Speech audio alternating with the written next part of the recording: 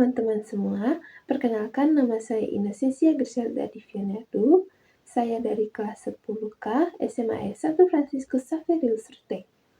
Di sini saya akan menceritakan tentang teks hikayat Bunga Kemuning.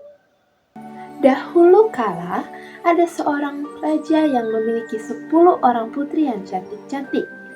Sang raja dikenal sebagai raja yang bijaksana, tetapi ia terlalu sibuk dengan kepemimpinannya. Karena itu, ia tidak mampu untuk mendidik anak-anaknya. Istri sang raja sudah meninggal dunia ketika melahirkan anaknya yang bungsu, sehingga anak sang raja diasuh oleh inang pengasuh. Putri-putri raja menjadi manja dan nakal. Mereka hanya suka bermain di danau. Mereka tak mau belajar dan juga tak mau membantu ayah mereka.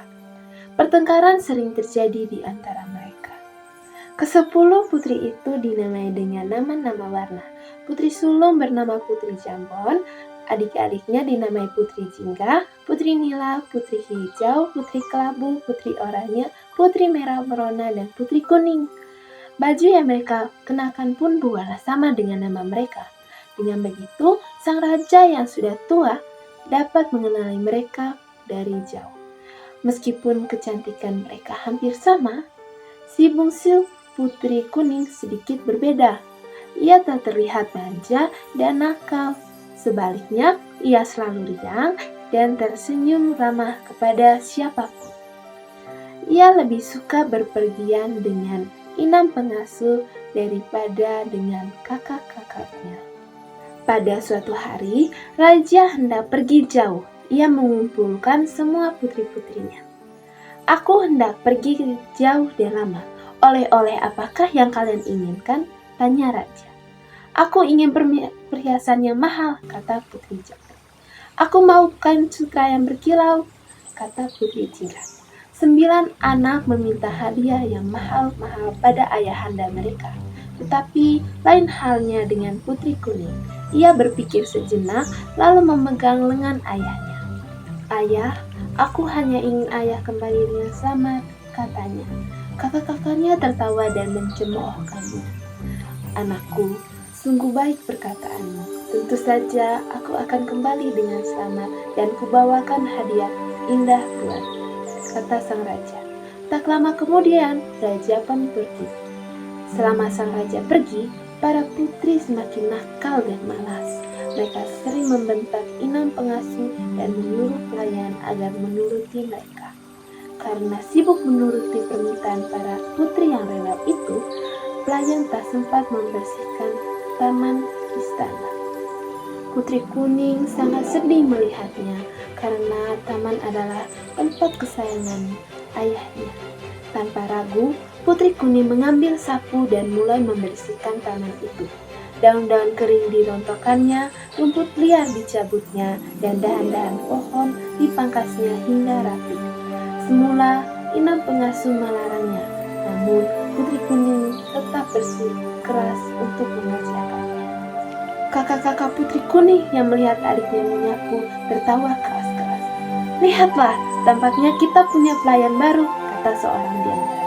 "Hai pelayan, masih ada kotoran nih," ujar seorang yang lain sambil melemparkan sampah. Taman istana yang sudah rapi kembali acak-acakan. Putri Kuning diam saja dan menyapu sampah-sampah itu. Kejadian tersebut terus berulang sampai Putri Kuning kelelahan. Dalam hati, ia bisa merasakan penderitaan para pelayan yang dipaksa mematuhi berbagai perintah kakak-kakak. "Kalian ini sungguh keterlaluan. Mestinya ayah tak perlu membawakan apa-apa untuk kalian. Bisanya hanya mengganggu saja," kata Putri Kuning dengan marah. "Sudah aku bosan. Kita mandi di danau saja," ajak Putri Nila. Mereka meninggalkan Putri Kuning seorang diri.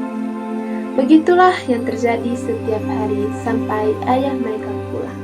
Ketika sang raja tiba di istana, ke-9 putrinya masih bermain di danau. Sementara Putri Kuning sedang merangkai bunga di teras istana. Mengetahui hal itu, raja menjadi sangat sedih.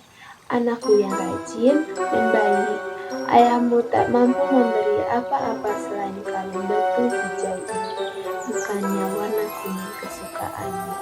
Kata sang raja, raja memang sudah mencari-cari kalung batu kuning di berbagai negeri, namun benda itu tak pernah ditemukannya. Sudahlah ayah, tak mengapa, batu hijau pun cantik, lihat, serasi benar dengan bajuku yang berwarna kuning, kata putri kuning yang lemah lembut. Yang penting, ayah sudah kembali, akan kubuatkan teh hangat untuk ayah, ucapnya lagi. Ketika putri kuning sedang membuat teh, kakak-kakaknya berdatangan. Mereka ribut mencari hadiah dan saling memamerkannya. Tak ada yang ingat pada putri kuning, apalagi menanyakan hadiahnya. Keesokan hari, putri hijau melihat putri kuning memakai kalung barunya. Wahai adikku, bagus benar kalung ini. Seharusnya kalung itu menjadi milikku, karena aku adalah putri hijau, katanya dengan perasaan tinggi. Ayah memberikannya padaku, bukan kepadamu, sahut putri kuning. Mendengarnya, putri hijau menjadi marah. Ia segera mencari saudara-saudaranya dan menghasutkan. Kalung itu milikku, namun ia mengambilnya dari saku ayah. Kita harus mengajarnya berbuat baik, kata putri hijau. Mereka lalu sepakat untuk merampas kalung itu. Tak lama kemudian putri kuning muncul. Kakak-kakaknya menangkapnya dan memukul kepalanya. Tak disangka, pukulan tersebut menyebabkan putri kuning meninggal. Astaga, kita harus menguburnya, seru putri jingga. Mereka beramai-ramai mengusung putri kuning, lalu menguburnya di taman istana. Putri hijau ikut mengubur kalung batu hijau karena ia tak lagi menginginkannya. Sewaktu raja mencari putri kuning, tak ada yang tahu kemana putri itu pergi. Kakak-kakaknya pun diam seribu bahasa. Raja sangat marah. Hai para pengawal, cari dan temukan putri kuning, teriaknya. Tentu saja tak ada yang bisa menemukannya. Berhari-hari, berminggu-minggu, berbulan-bulan, tak ada yang berhasil mencarinya. Raja sangat sedih. Aku ini ayah yang bodoh, katanya. Biarlah anak-anakku kirim ke tempat jauh untuk belajar dan mengasah budi pekerti. Maka ia pun mengirimkan putri-putrinya untuk bersekolah di negeri yang jauh. Raja sendiri sering termenung di taman istana, sedih memikirkan putri kuning yang hilang tak berbekas.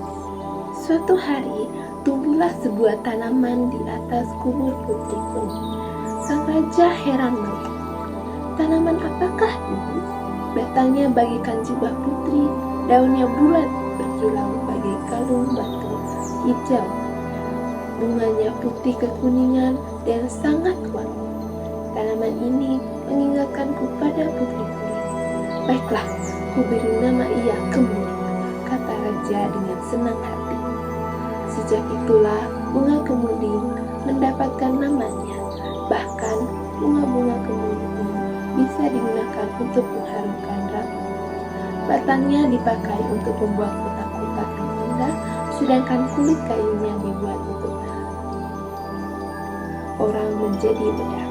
Setelah mati pun, putri kuning masih memberikan kebaikan. Baik, pesan moral yang didapatkan dari cerita ini adalah kebaikan akan membuahkan hal-hal yang baik walaupun kejahatan seringkali menghalanginya. Sekian dari saya, terima kasih.